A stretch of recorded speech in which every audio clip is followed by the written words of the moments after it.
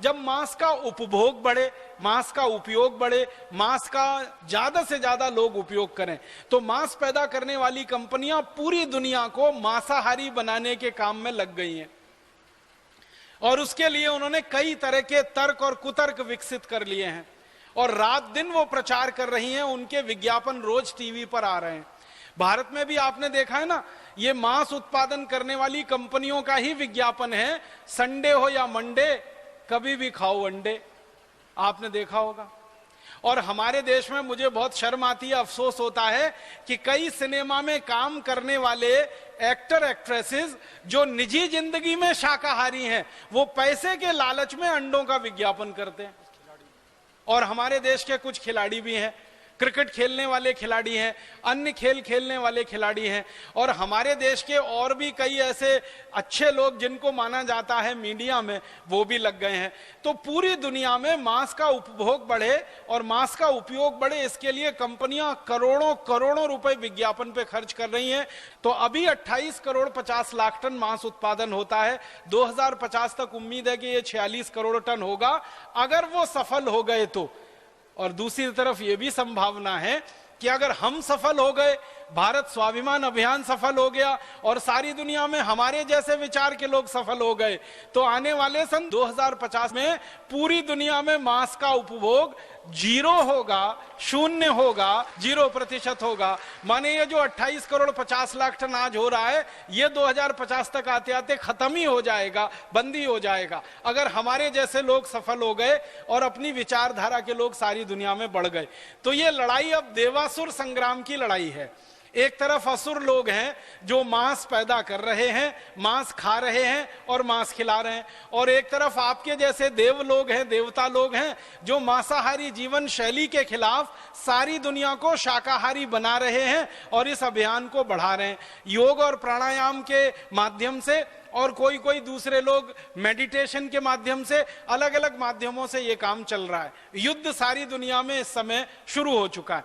ये मांस पैदा करने वाले जो सारी दुनिया में लोग हैं, जितना मांस ये पैदा करते हैं, इन मांस के पैदा होने के जो उपभोग के बारे में एक जानकारी देना चाहता हूं कि एक तरफ दुनिया में भारत जैसे 186 गरीब देश हैं और एक तरफ अमेरिका जैसे दुनिया में 16 अमीर देश हैं।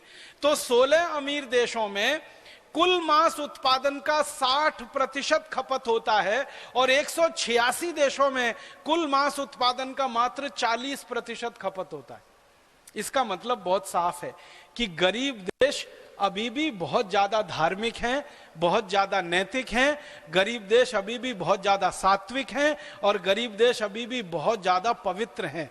अमीर देश जिनकी संख्या मात्र 16 है, वहां 60% मांस का उपभोग होता है।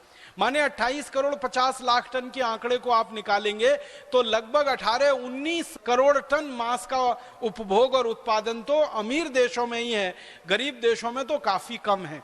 इसका मतलब गरीब देशों में अभी भी शाकाहारी लोग ज्यादा हैं, सामिश लोग अमीर देशों में ज्यादा हैं।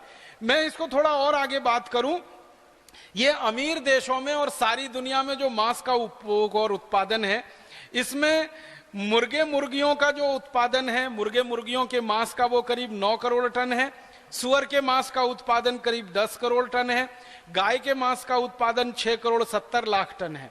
अब इतना मांस जो पूरी दुनिया में पैदा हो रहा है, 28 करोड़ 50 लाख मीट्रिक टन, इस मांस के उत्पादन के लिए हर साल पूरी दुनिया में 56 अरब जानवरों का कत्ल होता है। 56 अरब जानवरों का माने 5600 करोड़ जानवरों का कत्ल होता है। और ये बड़े जानवर हैं, बड़े जानवर का माने गाय है, बैल है, भैंस है, ये बड़े जानवर हैं, बकरे हैं, बकरियां हैं, मुर्गे हैं, मुर्गियां हैं, वहां तक तो गिनती होती है, सुअर भी इसमें है। उसके नीचे जो छोटे पक्षियों की गिनती है वो अंदाजा लगाया जाता है, उनको गिनना बहुत मुश्किल हो जाता है।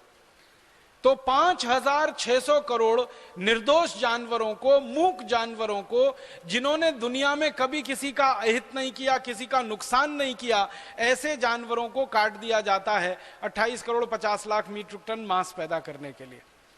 इस मांस के उत्पादन में भारत की क्या स्थिति है उसके बारे में भी मैं बताना चाहता हूं। भारत में हर साल मात्र 58 लाख मीट्रिक टन मांस का उत्पादन होता है। पूरी दुनिया में 28 करोड़ 50 लाख मीट्रिक टन उत्पादन है मांस का। भारत में मात्र 58 लाख मीट्रिक टन मांस का उत्पादन है। माने पूरी दुनिया के अगर